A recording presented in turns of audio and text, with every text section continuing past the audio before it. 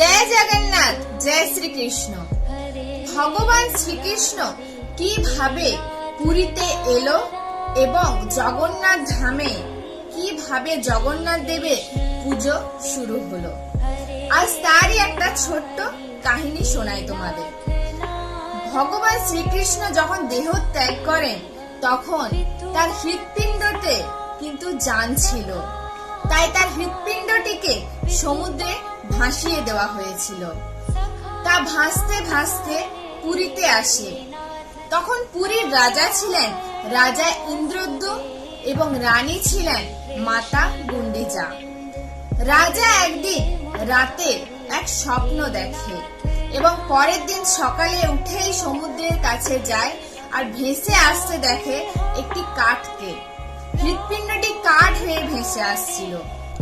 রাজা তখন ভাবে, কাঠ তো পেলাম, কিন্তু মূর্তি তৈরি করে দেবে কে? তখন বিশ্বকর্মা এক কারিগর হিসেবে রাজার সামনে আসে মূর্তি তৈরি করার জন্য এবং সে একটি শর্ত দেয়। রাজা বলল, কি শর্ত? তখন বিশ্বকর্মা বলল, আমার এই মূর্তি তৈরি করতে 12 দিন সময় লাগবে এবং আমাকে একটি আলাদা করে ফাঁকা ঘর ছেড়ে দিতে হবে, আর এই 12 দিন যেমন না কেউ আমাকে কোনো ডিস্টার্ব করে।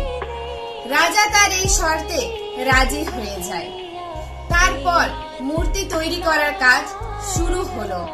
এইভাবে একের পর একদিন যেতে থাকলো। ঠিক 11 দিনের দিন মাতা গুন্ডিচা রাজা ইন্দ্রদ্যুম্নকে বলে, ভেতর থেকে কোনো সাড়া শব্দ আসছে না, লোকটা ঠিক আছে তো?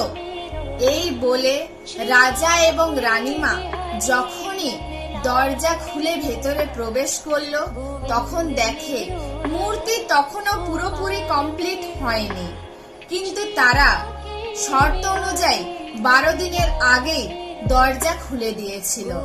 তাই সেই ইনকমপ্লিট মূর্তি নিয়ে গিয়ে মন্দিরে বসানো হয় এবং জগন্নাথ ধামে জগন্নাথ দেবের পুজো শুরু হয়। সবাই মিলে একসাথে বলো, জয় জগন্নাথ, রাধে রাধে।